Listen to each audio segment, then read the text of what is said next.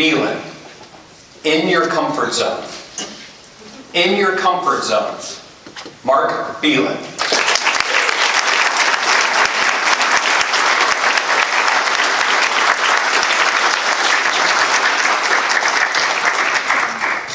Fear could be described as nerve-wracking, gut-wrenching, heart-pounding, breathtaking, mind-blowing, hair-raising, jaw-dropping, bone-chilling, and spine-tingling.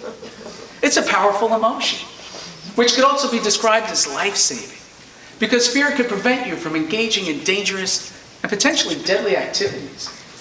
But fear is a double-edged sword, because it could also prevent you from realizing your true potential and living a more fulfilling life by keeping you in your comfort zone. Mr. Contest Master and fellow Toastmasters, my friends Rick and Pete still live in Hillsdale, New Jersey, which is a small town that we grew up in. Rick has been single for his entire life, which wouldn't be an issue if he was happy being single. But whenever we speak, he tells me about how miserable, depressed, and lonely he is without having someone to share his life with. But the only reason why he has no one to share his life with is because he's never been willing to face his fears and step outside of his comfort zone. Back in college, I had a girlfriend whose sister Valerie was very attractive and agreed to go on a double date to meet Rick. When I shared this exciting news with him, he said, "Well, what if I don't like her?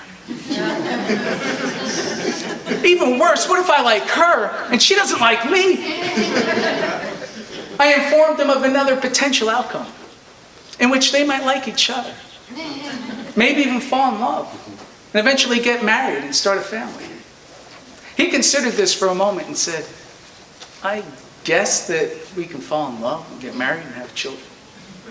But then it's also possible that a few years later we could drift apart and get divorced." Rick decided not to go on the double date to meet Valerie. He chose instead to remain in his comfort zone. And decades later, he still remains there, miserable, depressed, and alone.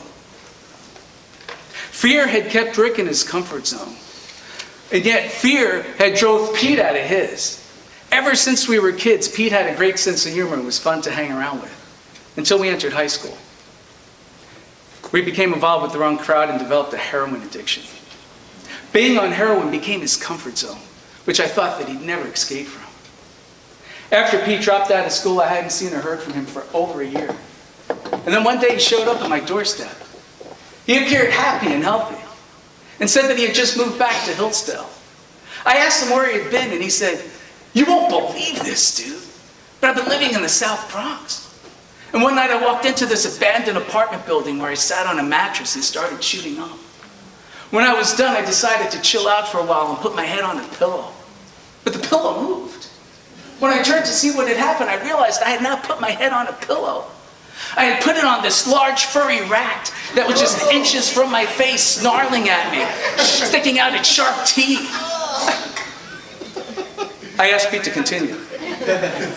And he said, "That's why I moved back to Jersey, dude.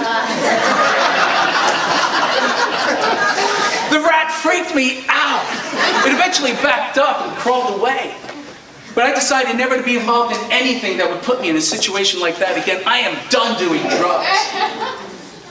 Pete has stayed true to his word and continues to live a happy and healthy life in Hillsdale, New Jersey, thanks to a large furry rat from the South Bronx. It gave Pete the inspiration he needed to get out of his comfort zone. I was inspired to get out of my comfort zone as well, by a guy named Tony who I used to work for, who ironically resembled a large furry rat.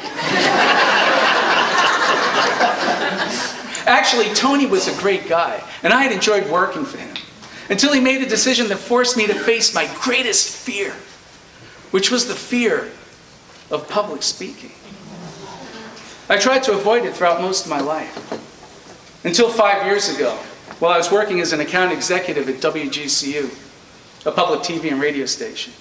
One day, Tony, who was the director of marketing, walked into my office and said, "I've been meaning to tell you, I decided to host luncheon presentations for potential sponsors and decided that you should be the one to give the presentations." Of course, I was not happy to hear this and wondered if I wanted to continue working for somebody who would force me to be involved in public speaking. I considered giving Tony 2 weeks' notice. Instead, I confided in him that I was terrified of public speaking. He said that he understood, and then recommended that I get help by joining a Toastmasters club. I was intimidated at first, but I wanted to show Tony I was willing to at least try to deal with my fear of public speaking. I decided to take a step out of my comfort zone and joined the Toastmasters club.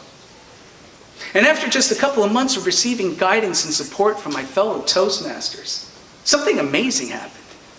I went from being terrified of public speaking to enjoying it. At that point, I was excited to start giving presentations at WGCU. Since I hadn't heard anything from Tony, I walked into his office and asked him when he was going to schedule the first luncheon presentation. He said, "I've been meaning to tell you. I decided not to spend the station's money on luncheons. Which means you don't have to give any presentations." Of course, I was not happy to hear that. And wondered if I wanted to continue working for somebody who would not give me the opportunity to be involved with public speaking. I gave Tony 2 weeks' notice. And began a career as a community liaison for a hospice organization, where I've had the opportunity to be involved in public speaking. But more importantly, I've had the opportunity to have a positive effect on people's lives by creating awareness about services that can help guide them through the most painful and complex times of their lives. The only reason why I'm able to be involved with the most meaningful and rewarding work that I've ever experienced is because I was willing to take that first step out of my comfort zone. One thing that could keep you from realizing your true potential and from living a more fulfilling life is the thing I'd like you to consider fearing most of all, which is to remain